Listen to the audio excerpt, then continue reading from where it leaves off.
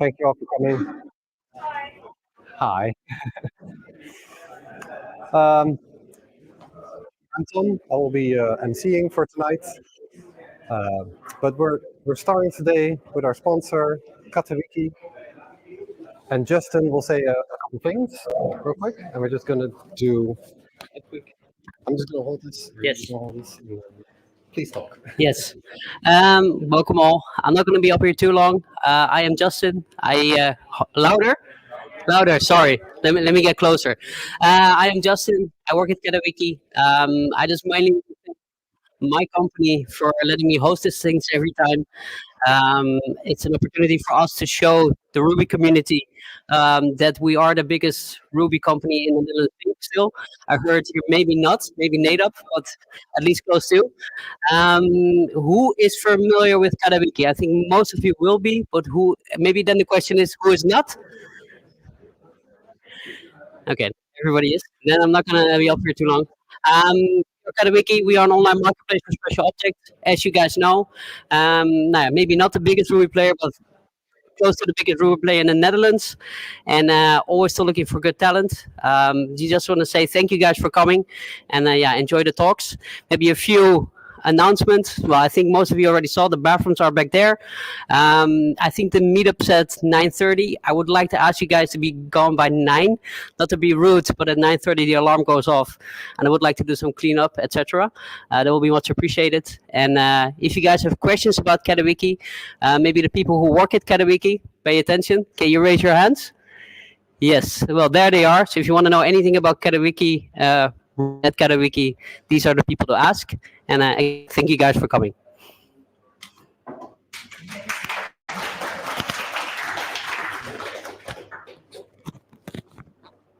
Yes, big thanks to Catawiki for sponsoring, and like the venue, the food, the drinks, they're all sponsored by Catawiki. But who are we? Who am I? This is the Amsterdam.rb team at the moment. It's myself, Arno, who isn't there, and we have Aidan at Tech today, who will be doing the live stream. Louder? Okay. Or the installation doesn't work. You're not in front of the loudspeaker. No, we don't, unless you want to use a mic, but that's gonna... You can try it. Yeah. Okay. I hope this won't get feedback for the thing, but Aidan will tell me. Again, I'm Tom, helped by Aidan today for the tech, and Arno is at home with his wife and children, because he deserves it. He's been working a lot. We had a workshop yesterday, or two actually, so at two places in Amsterdam, and Arno helped out with one, and we were at the other. I want to thank again our Polish community members who are here today, one of which is Chris, Marius, and Pavel over there. Again, great thanks for coming and hosting those workshops. If you're not already on our Slack, please join our Slack. We are this is where the announcements are happening. If you're not on Meetup or not following those things, please give the app on that domain a little breather to start, because it's on a free dyno, and still need to rewrite that, but when. We have a code of conduct, which comes down to be nice, please, right? There's more detail there if you're unsure, but just be nice to people. We will be taking pictures. So if you don't want to be on a picture that ends up on social media or some other place, please put your hand or approach me or Aidan. We'll Photoshop you out of the shot.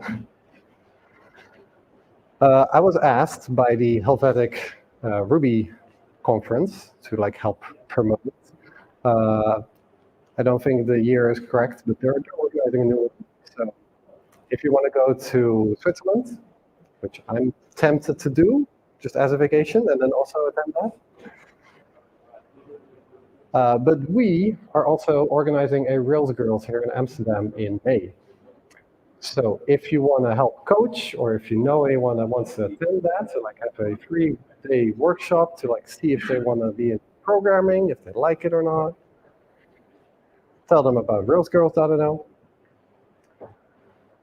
But for today, our program is this. Then we have not this. So I did not update the slide. So ignore that. First, we have Chris, who will be talking about all the different kinds of databases. And then we have Sebastian, who will also be talking about databases, but I think from a Ruby's perspective. If you are interested in giving a talk, let us know. We have a page on the website that will explain a little bit more what we expect, what you can expect, and how long it should take. And if you or your company wants to sponsor us to for the venue, food, drinks, all that stuff, because otherwise these things don't happen, there's also a page for that. And let us know approaches if you're interested in doing that kind of thing, because companies like Catawiki are awesome when they do it. So, and hopefully we do another meetup in May or June. We're still deciding, but we're making it work. That was it for me. So now we're going to switch over to Chris. If you can come over with your laptop.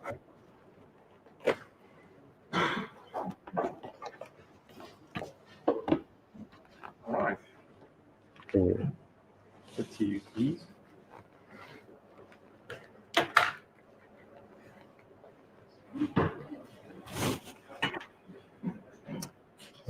Yes, we will need to wait a second for the whole monitor dance. Yes. Fingers crossed. Okay, and you can use this. All right. And we'll hook you up with the mic. I think I'm good with this one. This one doesn't work, but Yeah, but that's also for the oh, stream. okay. And it's in order. I have to say this is the first time I'm giving a talk where you get like 2 USB cables, and one of them is for power. Normally, it's like I hope your laptop won't die in the middle. Can you hear me using this? Is it fine? Yeah.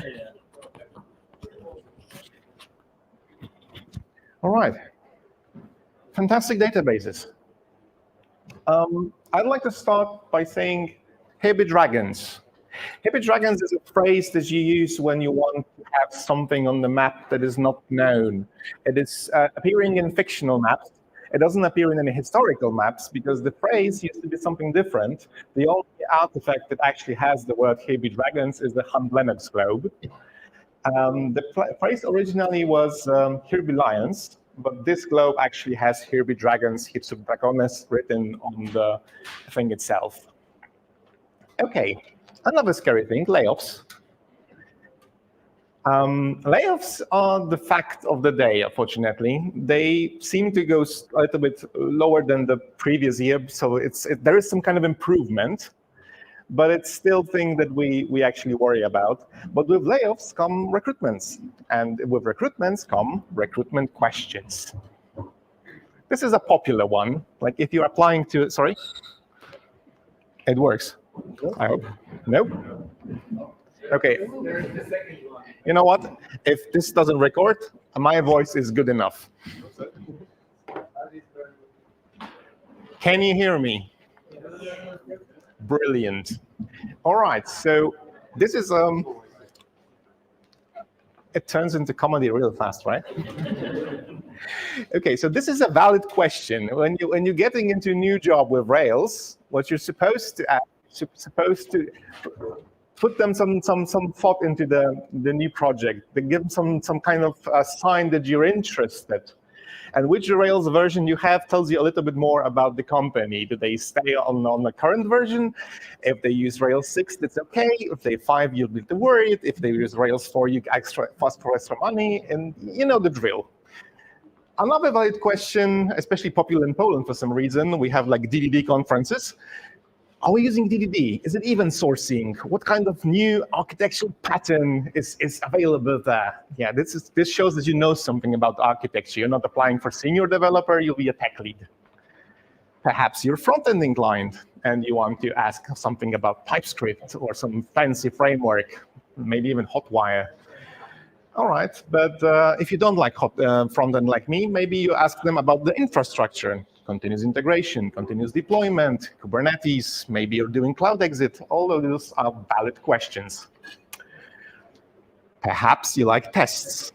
you have a 100% coverage, and you have mutation tests on top of it. Still, all valid question. But at some point, you ask them about the database, and the room goes silent. Because if you ask them, it's like something like, it's Postgres, I suppose. Which version? I don't know. I have to check. Yeah, most of the real shop talk that we do in the background, in the hallway, is about storing and manipulating data. And that's precisely what the database does. Rails. Rails, in a very, very simplified and obviously not true way, looks like this. And I can divide it into several parts. That's the part that the user cares about, the front end. I don't know if I have enough. OK, my pointer isn't working. The screen is too fancy. The middle part is the part that the Ruby dev cares about, because this is Ruby. This is what we know. This is what we like. But the part that does most of the work is at the very end of this application. And if you don't believe me, you can look at your tests. There is this concept called test pyramid, which basically shows you how ideally you should structure the percentage of your test in your application. You should have a lot of unit tests because these are cheap. They test things in a modular way. You should have some integration tests to make sure that the parts actually fit together, and you have only few end-to-end tests that will tell you that, yeah, the entire thing actually works. There's an anti-pattern that is called ice cream cone, which means that you have exact opposite thing with some ice cream of manual testing. But if you look at this ideal pattern, this is not what we have in Rails. I work as a consultant, mostly work on performance. I've seen many, many, many different Rails apps. And in most cases, the structure is kind of like this. There are some unit tests, but there aren't that many of them. There are usually more end-to-end tests, but majority of the tests you deal with are integration tests. And the thing that they integrate with is the database. Rails and databases have this kind of love-hate relationship, because most Rails apps are useless without the database. You need a database to actually do something. The Rails app is actually designed as a point of interaction with some database. And yet we treat those like they are mythical creatures inside of those. So here be dragons. I'd like to tell you a little bit more how to deal with those mythical creatures. And let's first admit that databases themselves are very weird. They are not object-oriented mostly. They are in an entirely different pattern, declarative pattern. They are not aware of things like abstractions that you have in your code. They are not aware that there are multiple users. Usually you have only one user that connects to the database, so we don't have this separation. And typically, the redeeming part of the database is that they are much, much faster than Ruby at processing data. Here is a small one. This is SQLite as seen by Midjourney. And SQLite, the use case for this, I made this site in my free time, perhaps to register on Amsterdam.rb Slack, and I'd like to show it to the world. But I'm not setting up a database server. Get real. OK, so this is an excerpt from SQLite's manual. And it says about the use case of SQLite being used as a backend for a website. But normally you think this is like some kind of like a third world database that you don't really want to use unless you're doing something very small, cheap, or a free hosting. But take a look at this. They are serving, in 2015, mind you, so old Skylake processors, 400,000 to 500,000 HTTP requests a day. 20 of those requests are dynamic and touching databases, and those using 200 SQL queries a day, per serving. And they share this machine that they're running on with 23 other applications. And this is all from SQLite. This is serious traffic. Most of the apps that we work on don't have this kind of traffic. So it turns out that SQLite doesn't really look like this, but more like this. Yeah, SQLite has extremely fast reads, but only single thread writes. It's public domain code. It's not even like typical GPL or MIT open source. It's public domain. And if you know how to copy a file, you know how to do a backup. But this is like more marketing thing. The thing that you really need to think about when you're looking at the benefits is that you get lots and lots of traffic with a free tier hosting. You can embed this into anything, a gem, a library, and you don't really need to worry about any kind of licensing. And if you have, let's say, integration test, if you copy your thing, if you copy a database several times, you can run multi-threaded testing, like with Rails parallel tests or RSpec parallel, without preparing the database many times. That's pretty cool. There are some, of course, drawbacks. The biggest one is that I think this was actually solved with a new gem that is a new adapter for the SQLite, but the previous one blocks the entire thread on writes. So this is problematic, and you probably need to use processes instead of threads for your server. If you have something that is write-heavy, because we can only save one thing at a time, you might run into conflicts, which means that you have to do retries. And there is no built-in support for full-text search, which is not very problematic at first, but suddenly someone wants to have a search feature in the application, and you need to find some workaround for this. So there is elephant in the room, Postgres, which is like probably the most versatile piece of software you can find on the internet. It's seriously one of the best open source projects ever. It can replace your entire stack, yes, all of it, including the front end probably. There is this article by Stefan Schmidt. His blog, Amazing CTO, has a lot of like brilliant articles, but this one got really popular on Hacker News. This basically explains how you can replace every single thing in your web application, every single dependency, every single other thing with just Postgres.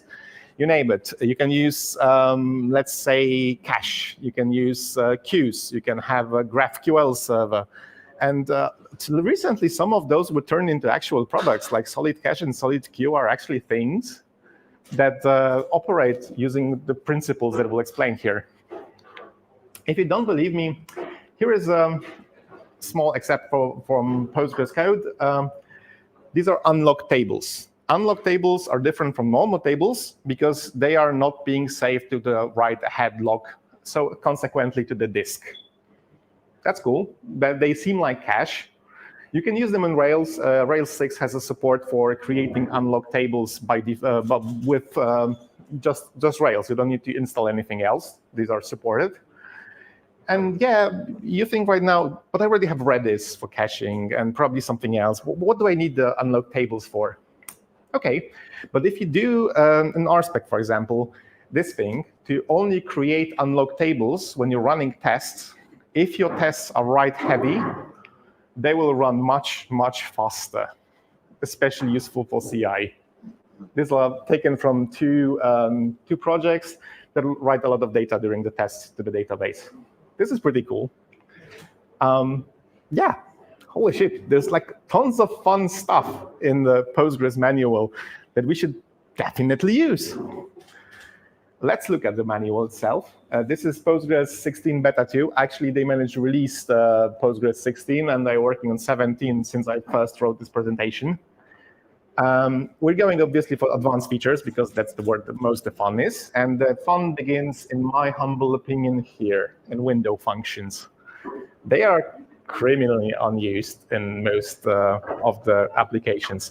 So what they're doing is they basically do per row calculations to your queries. They are mostly misunderstood as some advanced feature that you're not supposed to use until you're doing business intelligence, because, well, they are for SQL guys, not for us. And they are freakishly powerful. Some examples. All of those are taken from real Rails apps, in which those will basically fetch and done in Ruby because nobody knew how to write those window functions. First one is employer salary against department average. Like pretty standard thing for any HR system to see if the employee is an outlier or not in its department. And the part that is a window function is the, I don't have a pointer, it's the third row from select, which tells that this aggregate function will be split or partitioned by department. So you will get the salary by average, but only from a department. Very simple query. And yeah, you see like, okay, but this is SQL. I don't really want to write this, but yeah, you can write this in Rails, like just active record, nothing else. Very easy. No gems, no special treatment, just a custom field for your model. Okay, let's try another one. This is from e-commerce. Like you want to show it something to upsell in a category. And they have really fun features in Postgres. Like this is pattern matching. We were excited with this when Ruby when it came out, and they had it for like 20 years or so. Yeah, but this isn't the part with the window function. The window function is actually here. So this one says to each row, assign a number, but partition them by categories. And also order them by price and name, which means that the first item in each category, the cheapest one, because we're ordering by price and name, will put the number 1. And then we pattern match it to IDs, and we have cheapest product for every category. Also, you don't need SQL. You can write this in Rails. It's slightly longer, but it's still standard Rails. You will get objects out of this, like regular active record objects that you can use for further querying. Pretty cool. Next thing is, I think, the most Googled SQL question ever, which is how do I do cumulative sum, which is the sum, like for the first month, this is this, and then for another month, we add the previous month, and so on, and so on. You basically add the things over months. Okay, slightly bigger, but it shouldn't be bigger normally. I just wanted to show you composition, because you can compose things with SQL. You can have, well, something that is used in another query. And this is a separate item that you can actually read. So this will pass through the code review of your friend who doesn't know SQL that well. Okay, this is probably pretty simple. And this one is like a very, very long English text, which feels like English, but it isn't. It's sum count over order by month, ascending rows between unbounded preceding and current row. It's a mouthful. But what you see here is that it will order by month, but only take sum of the values between the beginning of time and the current row. And this is also possible to write using just active record. Like even the composition part works pretty well. We just create something to use in the composition later. And the thing that people often forget, we can also overwrite from an active record. So we can from the thing that we just created. And this just works. And it's much, much faster than downloading this data and calculating cumulative sum in Ruby. Why? Let me explain. OK, so explains are a funny feature of SQL. Who knows how to read explain, like the output of explain? OK, that's a lot of people. I'm very surprised. But who knows that there is an estimation feature inside of explain? SQL guys, they do know, yeah. I know that the other speaker also talks about SQL, so they probably figure it out that, yeah, you can estimate the number of things for any query if you use explain. And there is explain an active record, but it kind of sucks. If someone wants to do a pull request to Rails, this would be a good thing to do. Let's take this very simple query that basically takes the users from one table, joins them with notification on particular receiver, and then filters out for users that were created before some date. Nothing fancy. If you run the simplest possible explain, which isn't actually just saying explain, because by default you have some extra flags, but you can disable them. Unfortunately, on this particular screen, yeah, it's readable. OK. So what you get is this output in which you have a tree of strategies. And strategies are algorithms on how to fetch the data to make the result. The strategies are denoted by an arrow. They can be nested. And if you read about them on the Postgres manual, these are like extremely simple cases. Sequential scan is just each. There is nothing special to it. Hash is just building a hash. And because we have to build the hash from something, we do a sequential scan on users. We can also filter this. So this is basically in Ruby map plus select. That's the entire thing. If we add, well, if we enable the default flags, we get some extra data here. And the extra data is kind of important. One of them is shameless plug. I wear the gem because I was tired of rewriting this into every single project, is a query estimation, like how many records approximately you will get.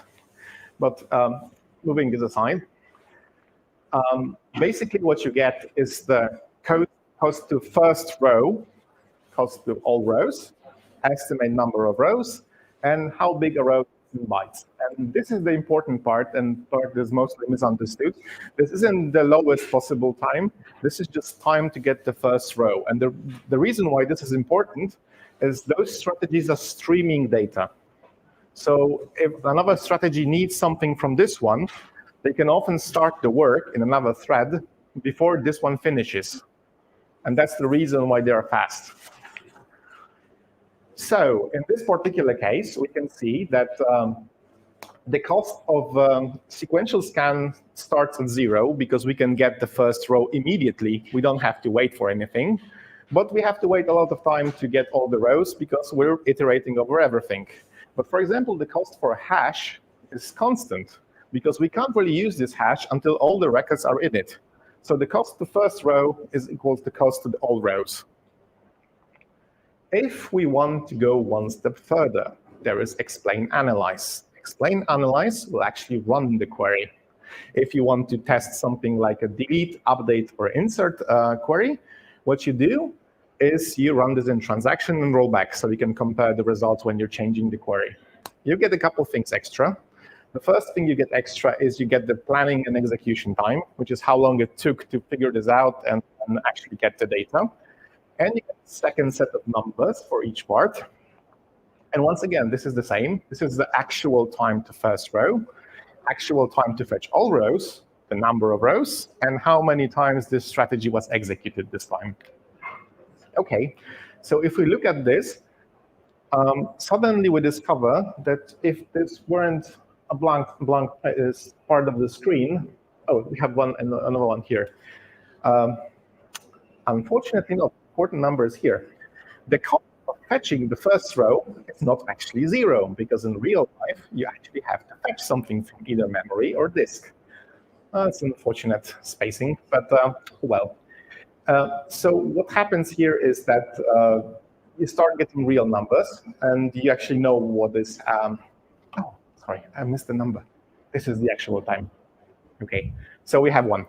All right, so you can see that numbers are different, and these are actually seconds instead of milliseconds instead of some imaginary unit, because those costs, they are being calculated by what you put in the Postgres analyzer, and you can tell it that it is this expensive to fetch something from disk. Is it this expensive to compare to numbers? It's this expensive to do something else, and it will just multiply it over the number of rows that it used to fetch those numbers.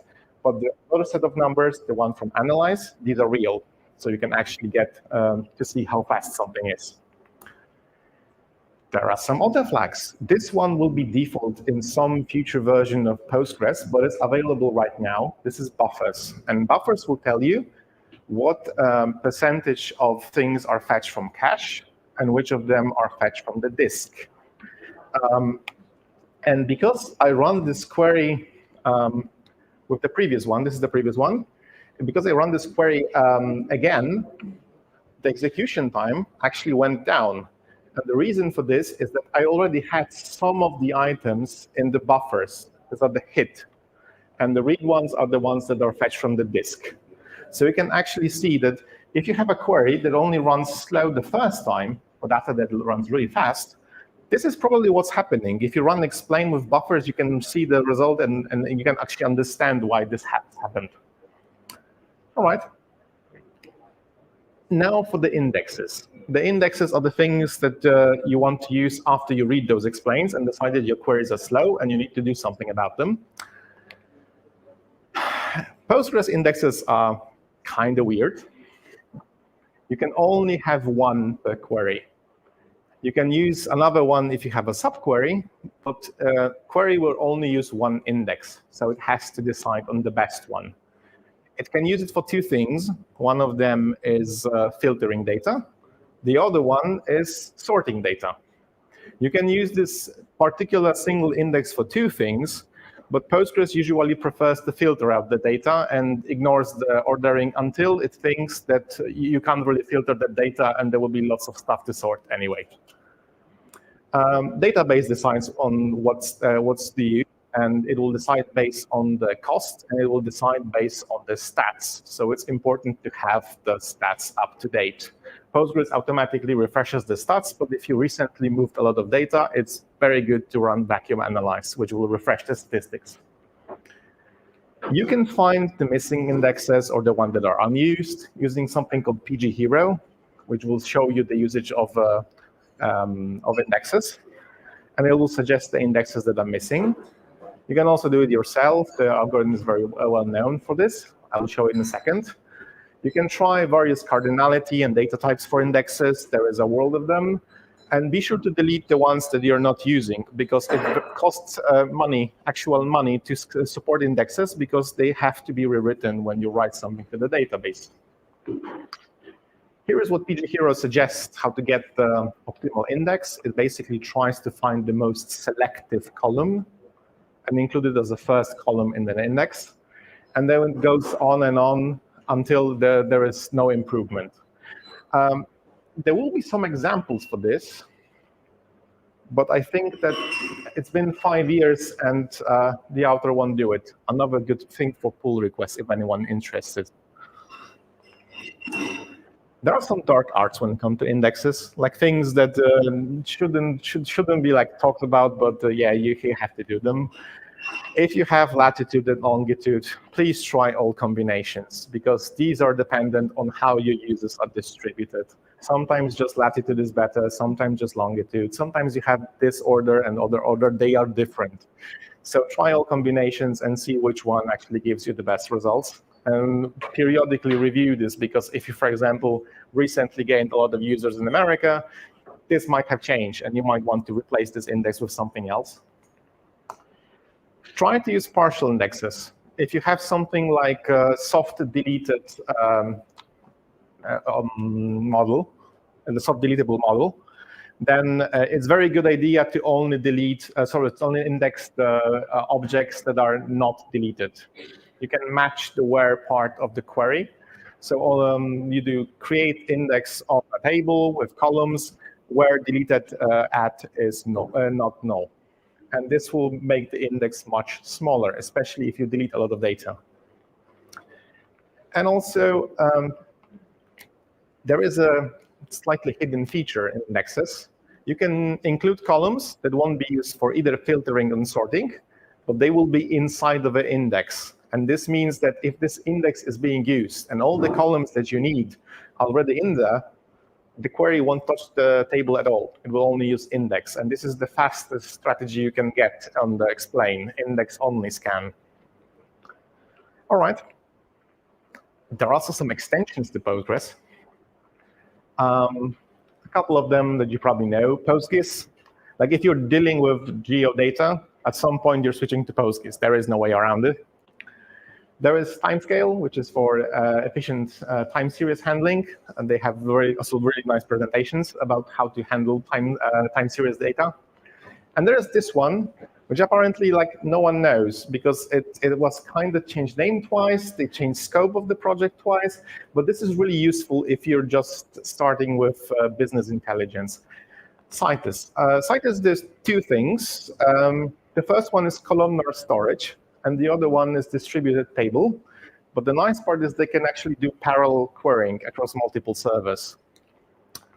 So columnar storage. Have anyone heard of columnar storage? We have 3 people. OK, so normally when you store the data in database, what happens on the disk is store the rows, which means that if you only want to have one column, like let's say select sum of something from a table, you have to read all the rows, which is expensive.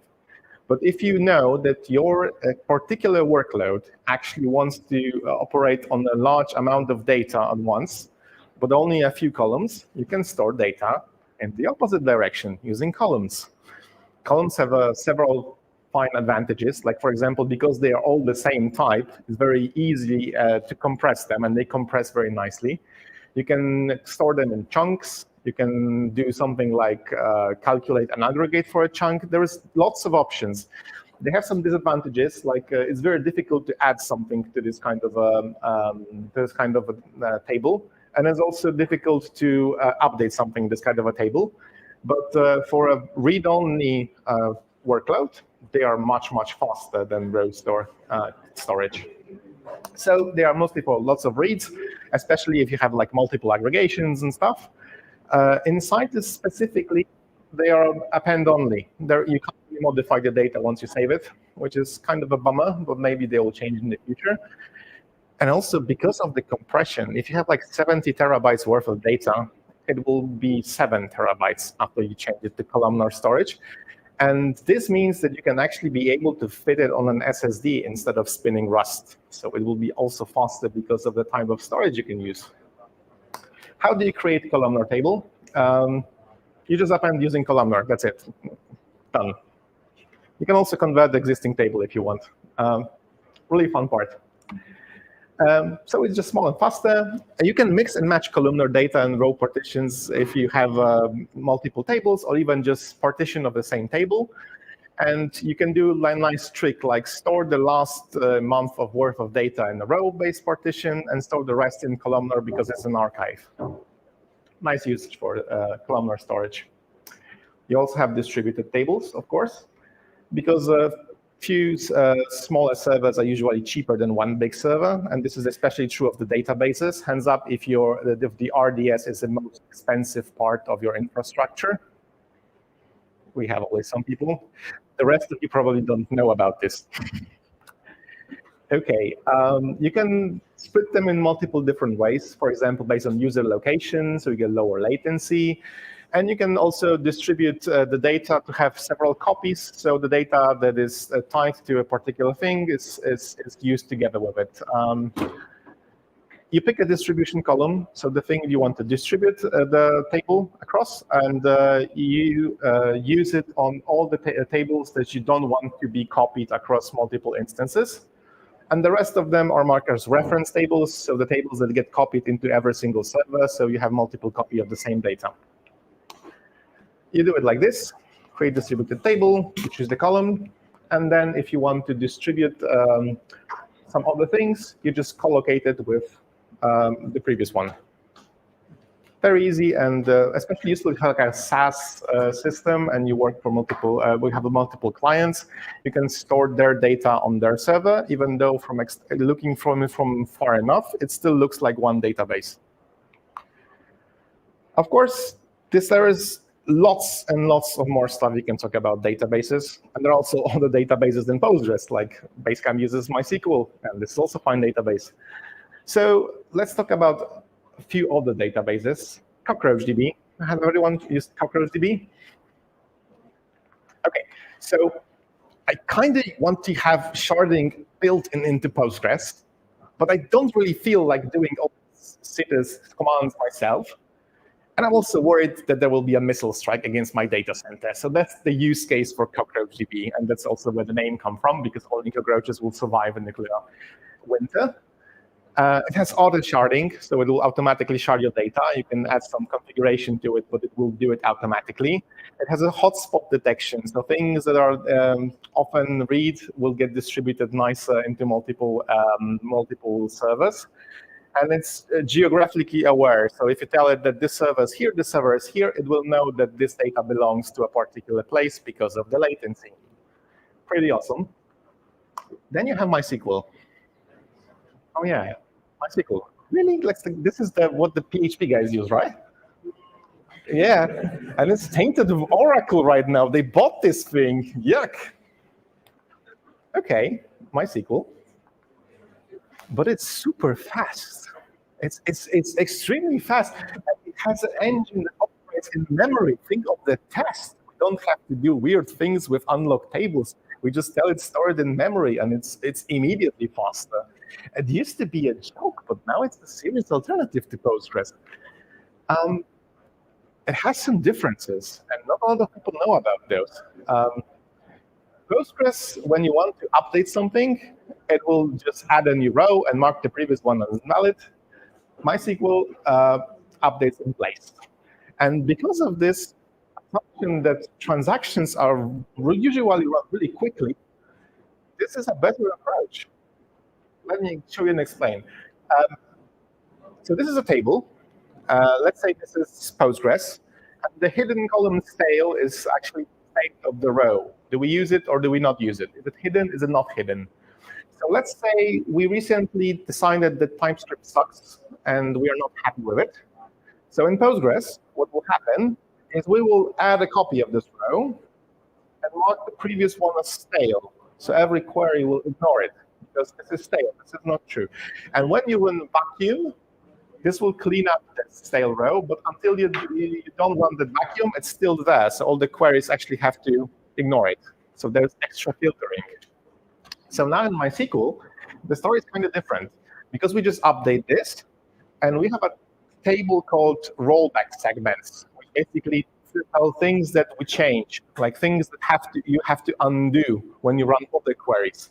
But because other queries usually don't conflict with this one, and the reason for this is that the transactions complete usually fast, we can just immediately probably discard the rollback segments. So unless you do something like, unless you do something like really long-running transactions, MySQL will be faster than Postgres in most cases. We also have nice things like JSON operator that we have in Postgres for a while. We have window functions now. We have full text search built in, and it's not as good as Postgres, but it's reasonable, and you will replace it with Elasticsearch anyway at some point. So I just use it as well. So this is actually a really good database. And another one that I want to talk about is the ClickHouse. Has anyone any experience with ClickHouse? Yeah, there's this guy at the back that always, like, for every single question, he knows the answer. Cool, dude. You're the database guy. OK, so the use case for ClickHouse is my data team takes a coffee break every time they run a query. But if I give them something like Redshift or BigQuery, it's way too expensive to just maintain it. And the cloud bill is huge. And also, oh my God, ClickHouse has pre-calculated aggregates per chunk. So it basically does the work before you even start writing queries. This is awesome. The slogan they have in Russian is ClickHouse nie tarmozit, which basically means it is not the slowest part of your system. It does not break. And if you want to see the use case of this thing, they have like a bazillion different types of storages, specifically tailored to what you need to do. And if you can think of one, they already have one. You just don't know the name yet, but the manual is pretty good. If you don't believe me, go to the Cloudflare blog, because they are storing, I think, 8 million requests per second in ClickHouse, which is kind of amazing. 6 million, sorry. But still, like, it's insane. They use it for the DNS. And there are also some other kinds of databases, but I already talked for like 40 minutes. And this is way beyond the scope of this lecture. I might do a part 2 sometime, but please check out some of those, like ScyllaDB, which runs Discord right now, or Elasticsearch, which you probably already know, because there is a lot of stuff to offer in this world of fantastic databases. Thank you very much.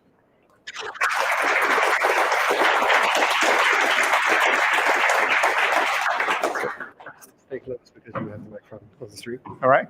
Hi, everyone. We're going to have like a 20-minute break starting again at 8:05.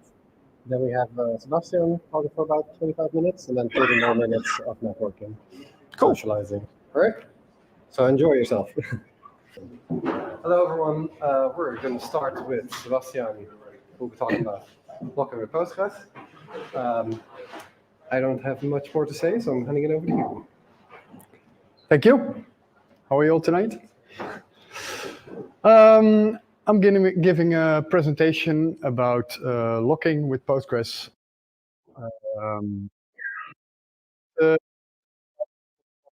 mechanisms I found in Postgres and Rails, and which I used in a couple of projects I worked on.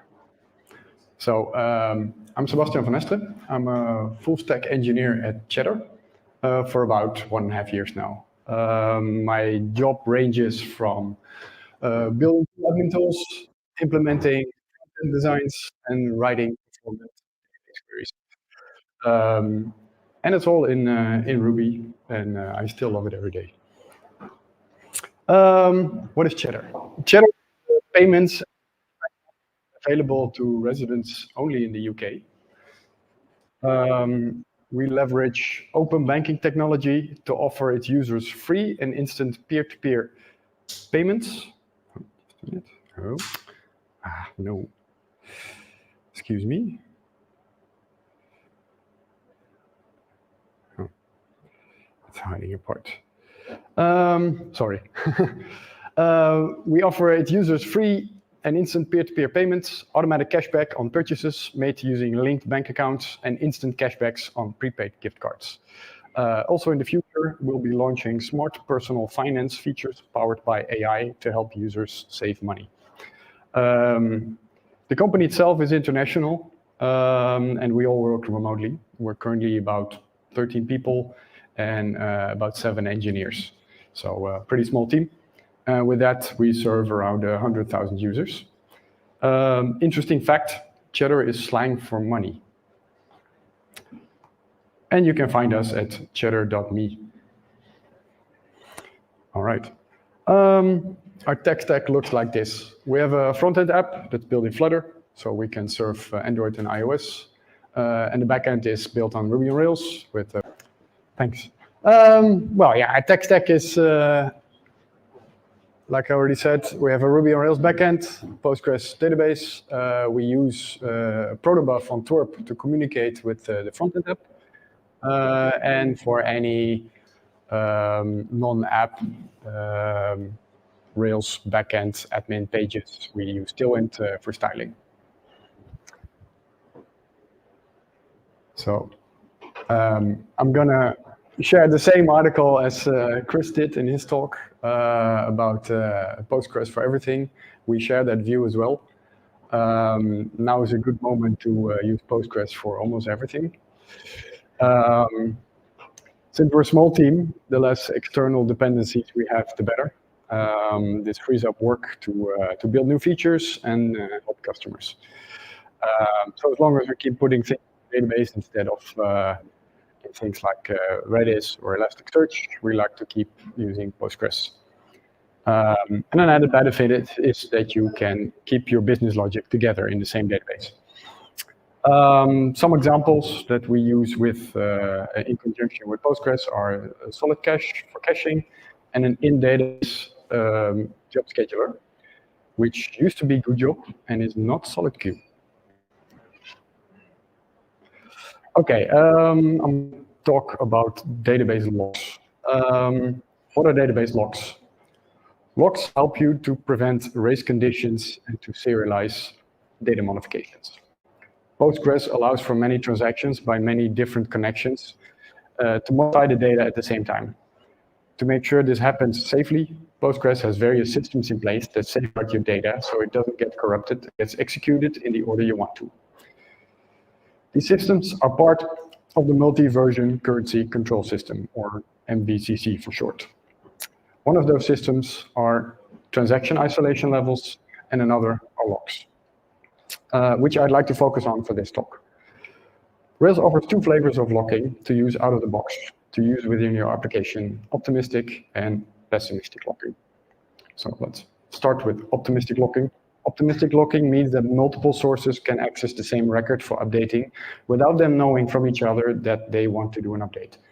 Validation then only happens when a record is committed, and then the other gets a conflict warning. Rails does this by providing a log version column on your model with an integer that gets incremented every time an update happens. In more academic terms, this is also known as a vector clock for conflict resolution. You can look it up. So when multiple sources view the same data and one updates it, other sources then have to have a way of knowing that the data is not up to date anymore, because the log version they have is not the same. It's best to reload the model or the page first to make sure you work with up-to-date data. The GitHub PR view is a good example. You sometimes see a reload button when somebody else adds something to your PR. That means that the code you see is not the same anymore, and it's updated, so then it's best to reload it. The advantage is that you don't have to keep track beforehand who gets to go first, so it can be fast, but you have to implement the further conflict checking yourself. I do want to note that this is not a specific database feature, but more something that applications can implement themselves. Rails has this feature built in, and if you'd like to know more, have a look at the Rails optimistic locking documentation. Then we have pessimistic locking. For the project in this talk, I will focus on pessimistic locking. Who has worked with that before? Most people. Explicit locking prevents simultaneous access to the same record. As soon as a record requests access, for example, for an update, a lock is set for that row. As soon as another session wants to grab access to that to update the record, gets a warning that the row is locked. By default, the second update will wait for the first one to finish and then release the lock. This way of locking prevents lock conflicts by looking up in advance if there is a lock. You can compare this by standing in line in the supermarket, and only one person is served at a time. When the first person is done paying and leaves, the next person can come and do his business. This in contrast to having no or weak locking would be that we all run to the pay desk at the same time with a whole bunch of people. We throw our products and money at the cashier and then expect everything will get resolved without problems. Okay, to help Cheddar scale to hundreds of thousands of users, or maybe even millions, while keeping our tech stack clean, we sometimes have to build things from scratch. And a couple of things I worked on are a token lock mechanism to replace our previous use and dependency on Postgres advisory locks. And since we do like cheese, and most engineers are based in the Netherlands, the next project is called Gouda. By that, I don't mean the cheese of the city, but our very own job scheduler, which to replace our previous use of GoodJob. But why? Why build your own job scheduler? Even though Rails is a fantastic platform out of the box and Postgres is amazing to combine it with, when you do want to scale, you have to think ahead. One of the things we're bound to run into is the increase in consumption of database CPU and the amount of connections used at any given moment. While partitioning your tables into more tables or even sharding into more databases can be resilient solution for the future, like Figma did a while back, we're not that big yet. So for us, a good step would be to look first at a load balancer like, for example, PG Bouncer. PG Bouncer has an interesting feature called transaction mode. Transaction mode means that it can give back a database connection after a single transaction has finished, even when the same Rails session is going. As you might know, one Postgres connection is tied to one system process. So in the end, there are hard system limitations on the amount of connections/processes that you can have. Since we often communicate with banks that sometimes can take seconds or minutes to respond, not having to have to keep a connection open at all times can be a viable optimization step. One of the limitations at the time while researching into PG Bouncer was that it could not deal with advisory locks in transaction mode. And we were using advisory locks. So how many people have know about and worked with advisory locks before? Plenty. It's a kind of lock that is not attached to a table or or a page, and can be fully used or abused by the person using it. It doesn't enforce any limitations within Postgres. They're global and do nothing. It's up to the developer to depend on them. So you can set these, for example, to for processes that span multiple transactions. The Rails migrations task is a good example for that. Rails has no built-in methods to use advisory logs, so you have to do it manually via SQL statements. And a really basic example can be like this. So as you can see, first we try to request an advisory log from Postgres. The advisory log methods only accept integer values, so you have to give it some unique number. And it will return a Boolean if the log has succeeded, or false if it fails. And then unlocking is trivial with the same ID you try to unlock it. For more information about all the advisory log functions, there are a whole bunch more, by the way. The Postgres documentation is a good place. Okay. So another characteristic of advisory logs is that they are automatically released when the session ends. But sometimes you want to keep such a log a bit longer, or have the flexibility to do so. This is why we decided to implement our own version of an advisory log called a token log. Since logs in Postgres can be interacted with like a bit like a table, the PG logs view, why not use a regular table for that? So that's what we did. As inspiration, there's a really good article from Martin Kleppmann about distributed logging that basically explains how can be made from scratch. Okay, we start with two methods, an acquire and a release method. First, we want to create a row in our database with a name and an expiry date. Make sure you have a unique index on your name, so you don't get any of the same logs. And an expiry date helps to clean it up a bit easier. Before we create it, we delete all the old expired logs we don't want anymore. This keeps everything nice and clean. And then the release is just easy. We delete all the rows with the same name. Then a with method is really handy to have because it can handle the acquisition and the release of the logs automatically. Like this, we have a yield block which runs your actual code, and then you can always raise an error if the log is already taken. And this is a bonus. If you add an ensure-owned method, this can be handy if you want to check halfway if you still have a log. For example, if you have a very long-running web request, and it takes minutes and minutes, and the log is already expired and cleaned up by some other processes, you can check if you still have the log, and then act accordingly.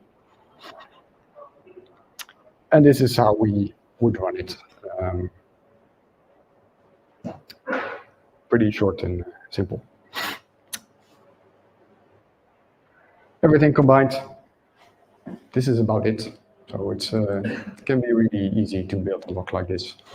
The article of Kleppmann also mentions a fencing token, which you can add to implement log sharing, for example. But for this talk, I've left that out.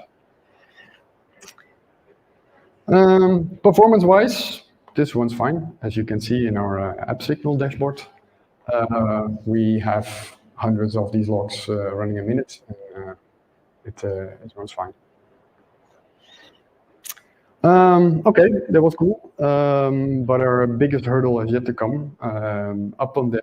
Until then, we were still using GoodJob as a job queue. Who has not heard of GoodJob? Okay. Well, good job is an excellent multi-threaded Postgres-based active job backend for Ruby on Rails. And we have used it happily for many years. It has a lot of cool features and is really well maintained. When researching into PG Bouncer, we found that good job relies on advisory logs to make sure only one worker picks up the same job. And good job tends to keep an advisory log open for the whole duration of the job and thus the whole connection. Another reason was that that good job uses notify, which is a pub/sub feature of Postgres, and it also does not work with PG Bouncer. So, after careful consideration, there were also some speed things we thought we could do better. We decided not to continue debugging any further and step away from good job and write our own job scheduler. So the first question is, how do we make sure multiple threads or machines do not pick up the same job?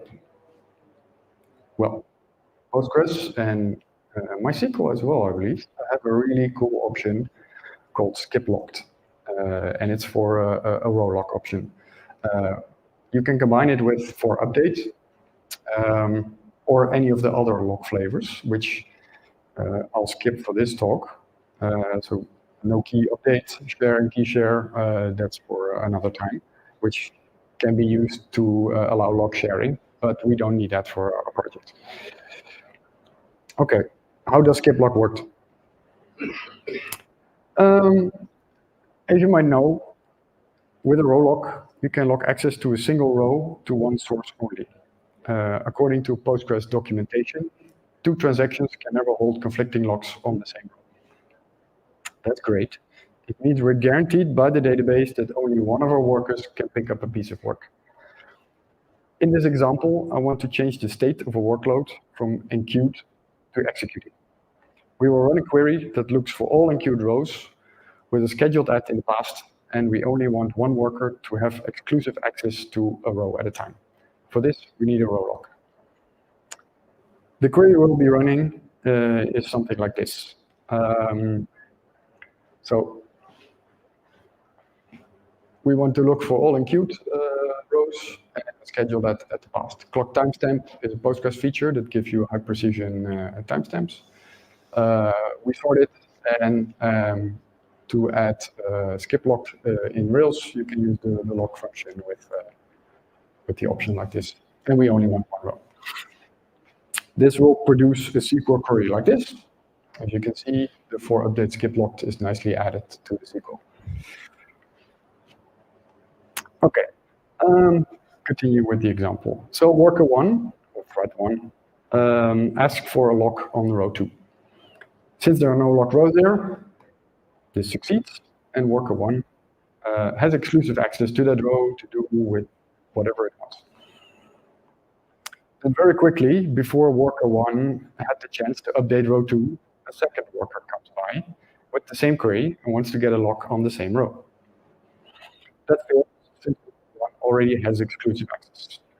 When we use for update without skip locked, worker 2 will have to wait until worker 1 is done.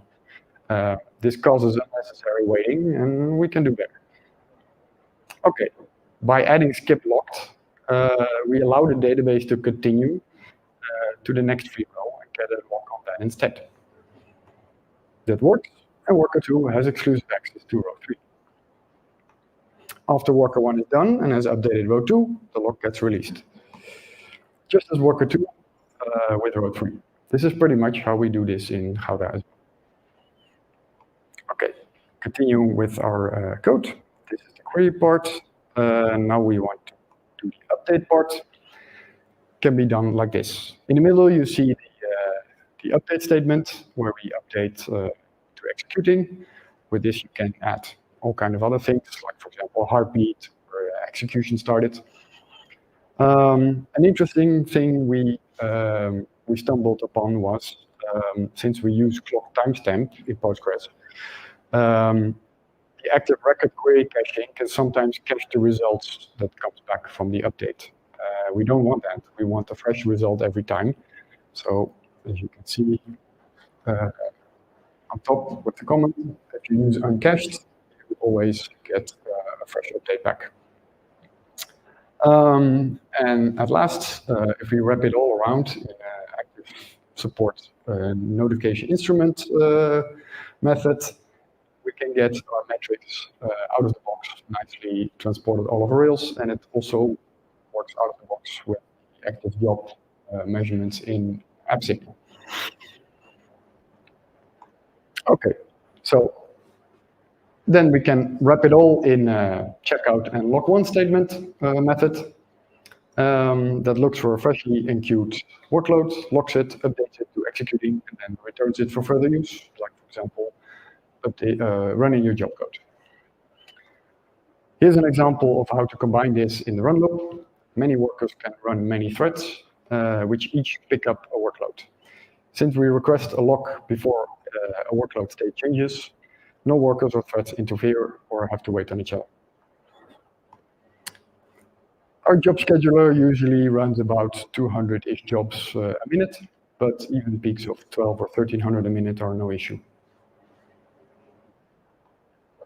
A couple of features Gouda has, and we did this mostly to keep feature parity with GoodJob, because our whole workflow relied on GoodJob. We only log when necessary. So instead of keeping an advisory log open for the whole duration of the job, we only log a row during the state change, and then it gets released again. We have a const scheduler, just like most job schedulers have nowadays. We do it a little bit different than GoodJob. Instead of checking constantly for the job schedule, we schedule one row in advance from the const queue, and then after every job is done, we enqueue the next one. This saves a lot of checking database queries, and it's faster. It has some downsides, but for us it works really well. And for the rest, queue constraints, pretty straightforward. So inclusive and exclusive. You can do, for example, queues accept the head queue or vice versa. Concurrency keys, this works pretty much the same as GoodJob as well. And a configurable polling rate. GoodJob uses listen notify, and we poll every so many seconds and do an update if any new job is ready to start. We made that configurable. Right now, this is about 10 seconds, but the advantage is that for tests, for example, you can make this really fast, or in development. So you can make your job handling even faster.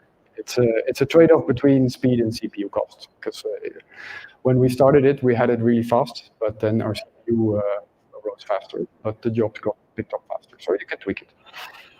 One thing we also have, it's cheap to keep a lot of finished jobs in the database as a history. With GoodJob, our CPU increased quite a bit the more finished jobs we kept in history. So we like to keep a couple of days for metrics, for example, and any debugging. Let's say a job fails and you get a stack trace. You want to see what happened. It's nice to also be able to do that the next day. With GoodJob, we noticed that caused a lot of CPU load. I'm not sure if it's still the case, by the way. Overall, we saw roughly 40–50% speed increase with our job scheduler, but depending on the job, of course. And next to that, it's small. Our whole Gouda code base is 824 lines of code, and that includes tests and rich commands. Okay, big question. Why not use SolidQ? Glad you asked. The main reasons are that when SolidQ was announced, we were about to roll Gouda out to production. So we didn't know about it. And the next one is that SolidQ only recently implemented cron scheduling, and this was really important for our workflow. But we're looking forward to what they do. Okay, conclusion. If you want more fine-grained control over your process while scaling, knowing more about logs is very valuable, although most of the time. And don't be afraid of building a totally custom logging solution or job scheduling solution. Might be easier than you think. At last, I want to share, and I added this pretty last minute, there's a really cool page if you want to know more about different log flavors and conflicts. It's a page where the writer gives examples on every different log flavor and which conflicts which. That's it. Thank you.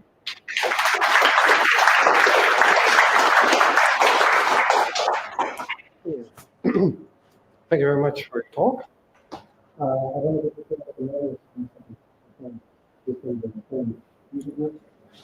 realize we don't have a lot of time. Technical difficulties. Sorry about that. So it is. We have about 10 minutes after this to talk, and then Justin's going to ask us to leave. So. Not that. For you. First of all, we have only 10 minutes. So, wherever you like, you can meet. So, who knows about the community conference? Who was on the conference? Okay, okay. So we are organizing Ruby Western Community Conference. We doing that every half year, so quite often. But the formula is quite different than other conferences. There are workshops in the morning, and there is 4 presentation in the evening, and there is an after party after that. There is also after party before, day before, but it's not obligatory, of course. And we are trying to get the best speakers. So there is no CFP. We are picking the best speakers from the community, from the stars in our environment. And this time we plan to do a conference in July, so summer edition. And there will be hopefully a better, even better, and more recognizable person on the line. So stay tuned and follow us. There are some stickers to remember about us. I will probably post something on either Slack if there will be ready. Thank you.